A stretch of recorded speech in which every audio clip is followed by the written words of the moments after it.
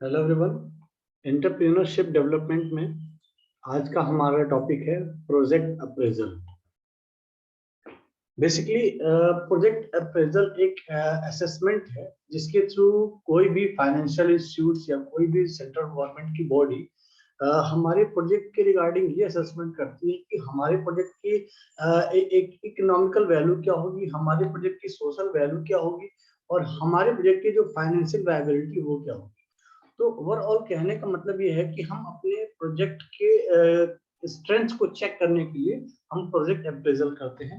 तो project appraisal basically क्या है, ठीक है, और इसको प्रोजेक्ट का अप्रेजल करने के लिए हमें किन किन पॉइंट्स को, किन किन फेजेस को फॉलो करना होता है, उसकी स्टडी आज हम करेंगे।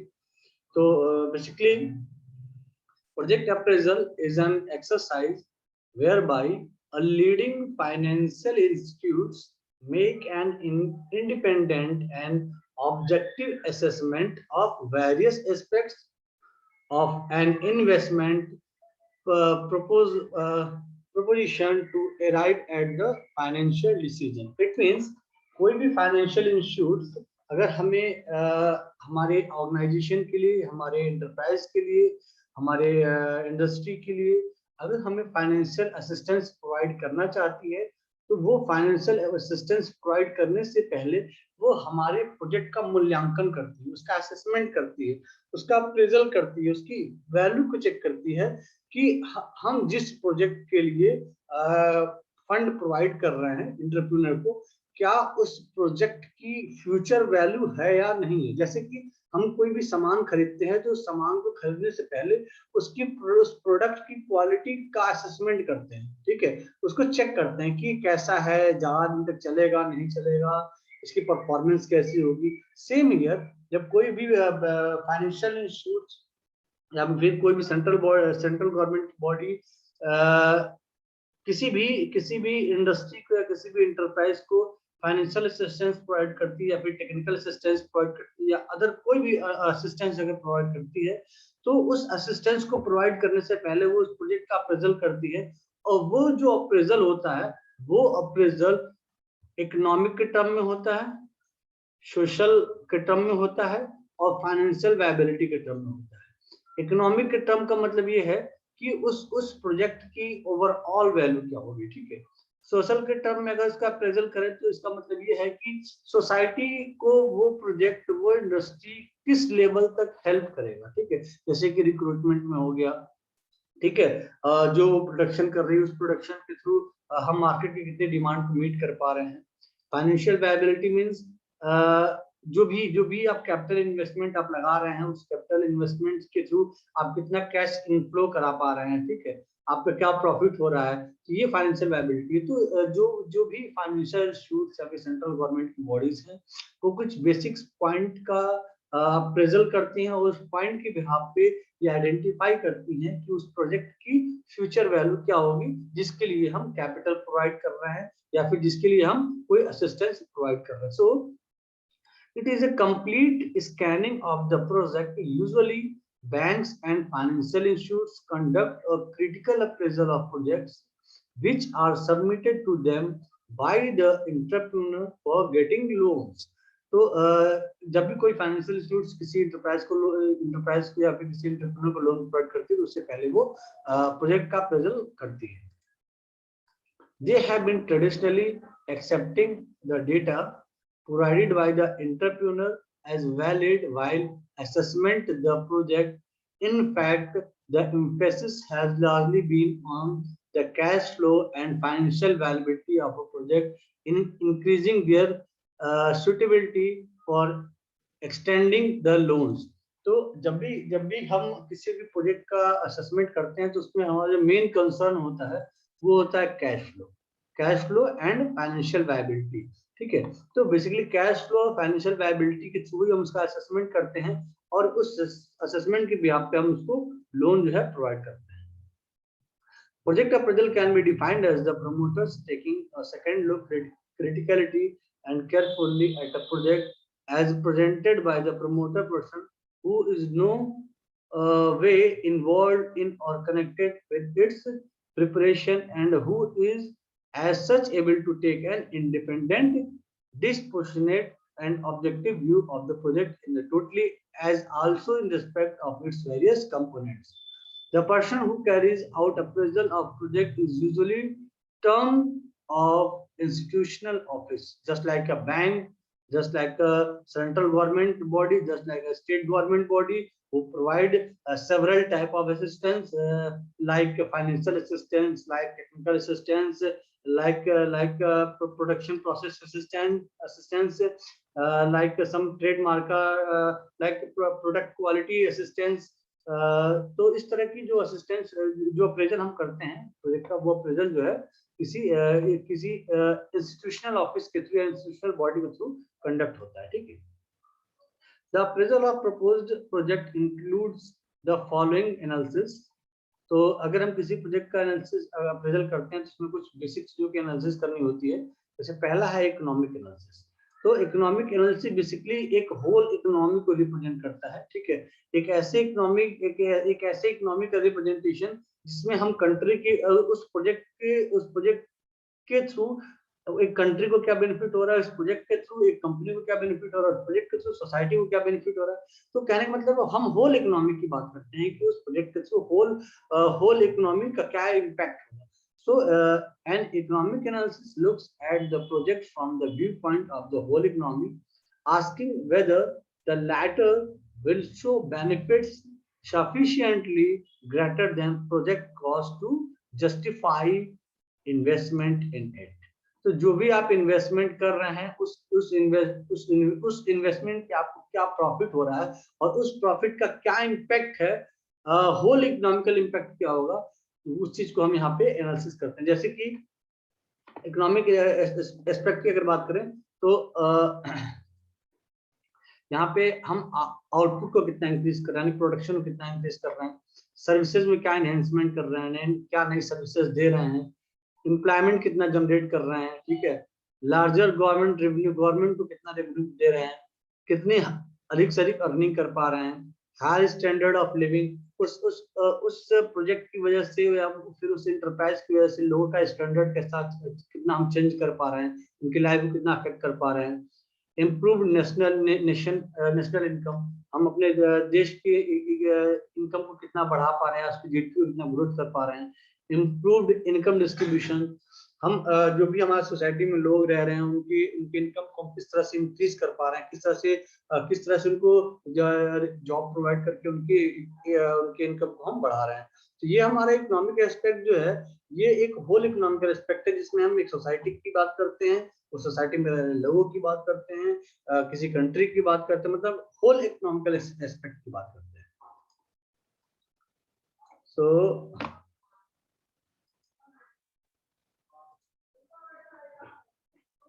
सेकंड है इसमें फाइनेंशियल एनालिसिस।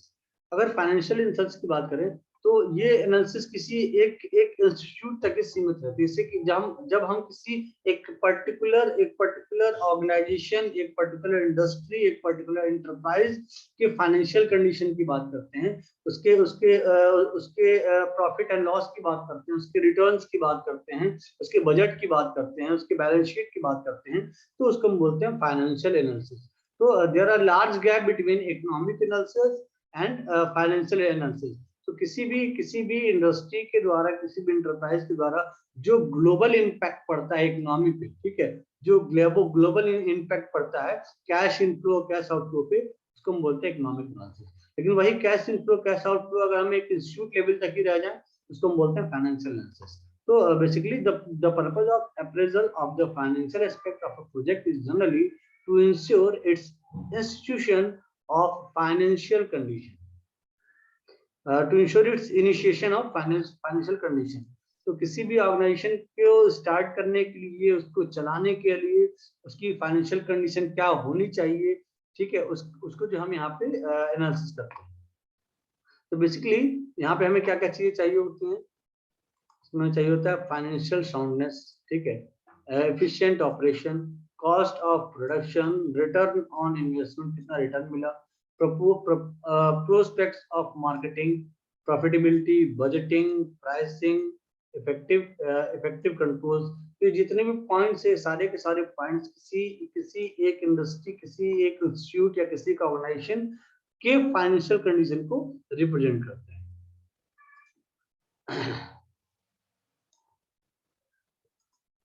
अब अगर मार्केट एनालिसिस की बात करें, नेक्स्ट पॉइंट हमारा इसी में अप्रेजल में मार्केट एनालिसिस, यानी किसी भी प्रोजेक्ट का जब अप्रेजल करते हैं तो उस अप्रेजल में उस प्रोजेक्ट की मार्केट स्ट्रेटजी को भी हम चेक करते हैं कि उस प्रोजेक्ट की मार्केट स्ट्रेटजी क्या है। बेसिकली जब भी प्रोजेक्ट का एनालिसिस, जब भी कोई इंस्टीट्यूट जब कोई गवर्नमेंट बॉडी किसी प्रोजेक्ट का अप्रेजल करती है तो उस अप्रेजल करने से पहले वो उस प्रोजेक्ट की रिपोर्ट को लेती है, उस रिपोर्ट की स्टडी करती है, उस रिपोर्ट की स्टडी के बिहाफ पे वो उसके अप्रेजल के रिगार्डिंग डिफरेंट पॉइंट्स बनाती है, जिसमें वो फाइनेंशियल एनालिसिस करते हैं, इकोनॉमिक एनालिसिस करते हैं, मार्केट एनालिसिस करते हैं, टेक्निकल एनालिसिस करते हैं, ऐसे बहुत सारे एनालिसिस वो करके फाइनली ये आइडेंटिफाई करते हैं कि उस प्रोजेक्ट की क्या वैल्यू है, उस प्रोजेक्ट का क्या स्कोप है और उस प्रोजेक्ट की प्रॉफिटेबिलिटी क्या है।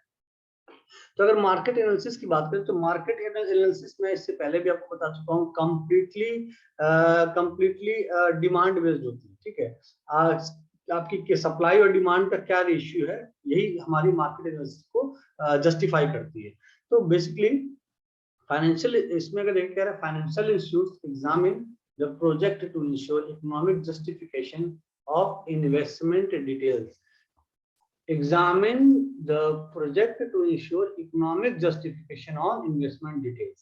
मतलब आपने जो इन्वेस्टमेंट किया है उस इन्वेस्टमेंट का यहाँ हम जस्टिफिकेशन लेते हैं। कैसे लेते हैं कि हमने इन्वेस्ट किया 100 रुपए, ठीक है, अब उस इन्वेस्टमेंट से हमने जो प्रोडक्शन किया, ठीक है, तो क्या हम उस प्रोडक्शन से इतना रेवेन्यू जनरेट कर पा रहे हैं कि हमारा इन्वेस्टमेंट जो है प्रॉफिट में कन्वर्ट हो सके।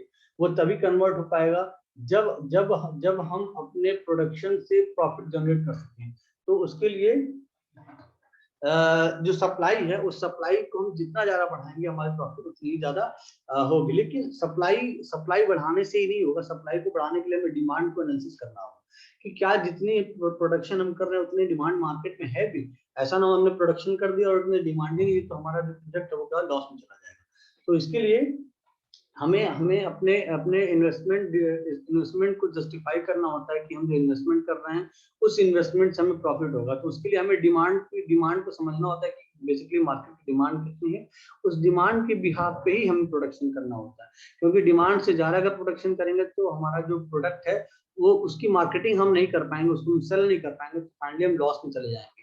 यानी अगर हमारे मार्केट में 10 प्रोडक्ट की डिमांड है और हम एक दिन में 100 प्रोडक्ट बना रहे हैं तो जो 90 प्रोडक्ट्स हैं वो क्या है, वो वेस्ट चले जाएंगे। तो इससे क्या हमारी कंपनी को लॉस होगा। तो कहीं ना कहीं प्रोडक्शन को स्टार्ट करने से पहले हमें मार्केट की स्ट्रेटजी को बनाना होता है, उसकी एनालिसिस करनी होती है। इसलिए यहाँ कह रहा है they study the marketing scope of the project and also its worth to the national income by analysing the consumption pattern and the potential demand. वही डिमांड एंड सप्लाई, ठीक है। तो कंजम्पशन पैटर्न किसको डिनोट कर रहा है, supply को denote कर रहा है। और उस सप्लाई को करने के लिए हम किसकी एनालिसिस कर रहे हैं, डिमांड की एनालिसिस कर रहे हैं। कितना डिमांड है, ठीक है, उस डिमांड को मीट करने के लिए हम उस तरह से प्रोडक्शन करें ताकि हम सप्लाई दे सकें और उसका कंजम्पशन हो सके। तो मार्केट एनालिसिस में बेसिकली हमें जो बेसिक पॉइंट्स कवर करने होते हैं वो है market for the product, market किस प्रोडक्ट की डिमांड करता है, analysis of market opportunities and specifying market objectives, planning the process of marketing the products, organization for the marketing process, life cycle of the product। तो ये कुछ basics point है जिनको हमें फॉलो करना होता है किसी भी मार्केट एनालिसिस के रिगार्डिंग। नेक्स्ट हमारा टेक्निकल एनालिसिस। तो बेसिकली टेक्निकल एनालिसिस भी प्रोजेक्ट अप्रेजल का एक बहुत इम्पोर्टेंट एस्पेक्ट है। क्योंकि जितने भी प्रोजेक्ट हम लगाते हैं या जितनी भी इंडस्ट्रीज अपना प्रोडक्शन करती है वो प्रोडक्शन कहीं ना कहीं किसी न किसी टेक्नोलॉजी पे ही बेस्ड होता है। तो हमें ये भी एनालिसिस करना होता है कि जो टेक्नोलॉजी हम यूज कर रहे हैं कहीं ऐसा तो नहीं वो आउटडेटेड टेक्नोलॉजी है, ठीक है, कहीं ऐसा तो नहीं उस आउटडेटेड टेक्नोलॉजी को यूज कर अगर हम करते हैं तो जो हमारा प्रोडक्शन कॉस्ट है वो प्रोडक्शन कॉस्ट बहुत ज्यादा होगा जिसकी वजह से प्रोडक्ट की कॉस्ट बहुत बढ़ जाएगी। तो टेक्निकल एनालिसिस करने का मेन मोटिव यही होता है कि हम ये एनालाइज कर सकते हैं कि जो प्रोसेस हम यूज करने जा रहे हैं, जो टेक्नोलॉजी हम यूज करने जा रहे हैं, जो इंस्ट्रूमेंट्स हम यूज करने जा रहे हैं, ठीक है, वो सारी की सारी चीजें हमारे प्रोडक्ट के कॉस्ट में में क्या इम्पैक्ट डालेंगी, ऐसा ना हो उसकी उनकी वजह से हमारे प्रोडक्ट का कॉस्ट जो है बढ़ जाए। इसीलिए हम टेक्निकल एनालिसिस करते हैं। तो उस टेक्निकल एनालिसिस में हमें कई तरह की एनालिसिस करनी होती है, जैसे कि लोकेशन, हम जो प्रोजेक्ट अपना लगा रहे हैं प्रोजेक्ट की लोकेशन बेसिकली क्या है।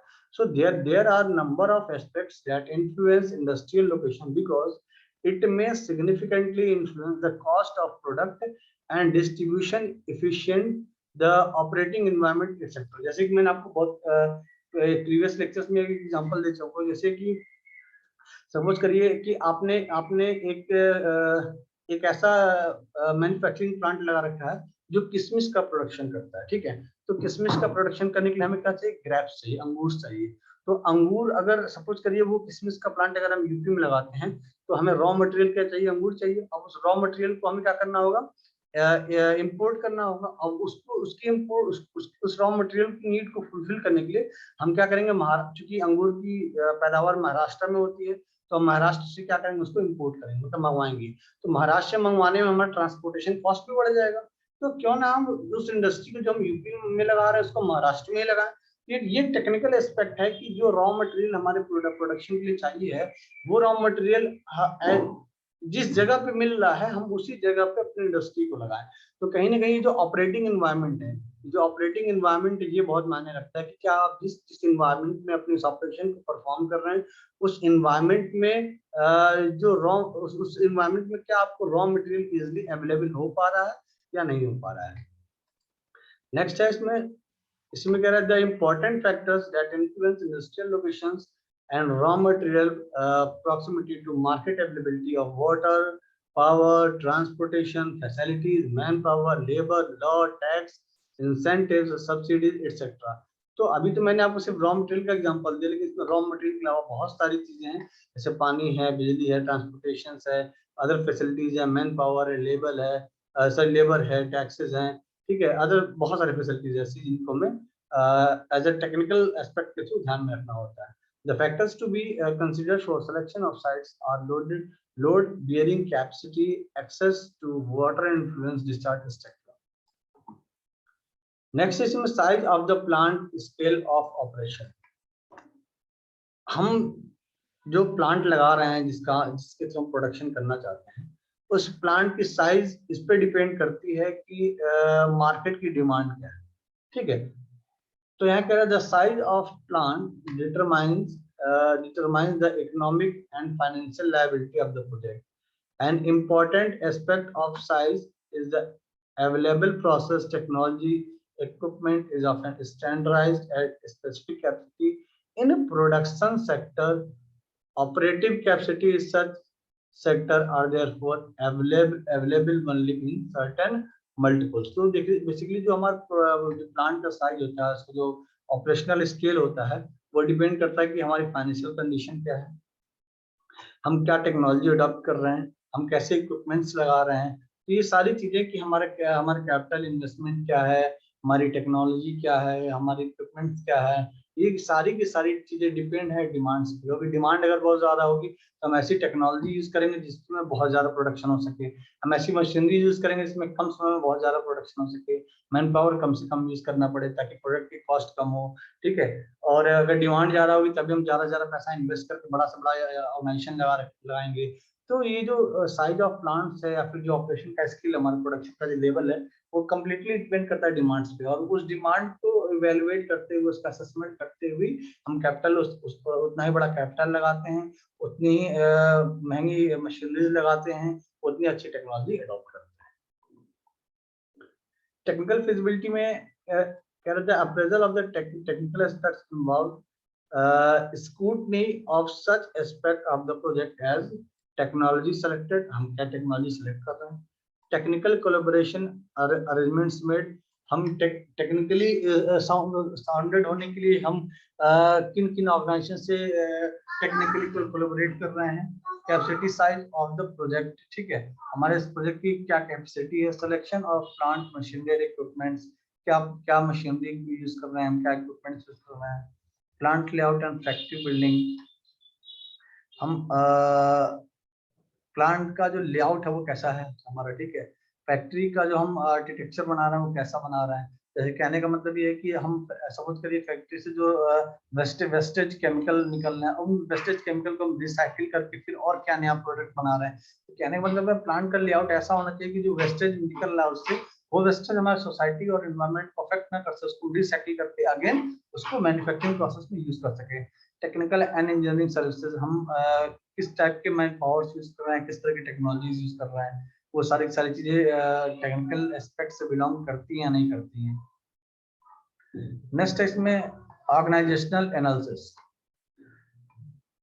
उसमें कह रहा है as a leader and development institute the bank and other financial institutes place particular stress on the need and efficient organizations and responsible management for the executing of the project. During project appraisal, these two aspects of a project are examined. If both aspects are not carried out properly, short-term remedial steps are recommended to the entrepreneur.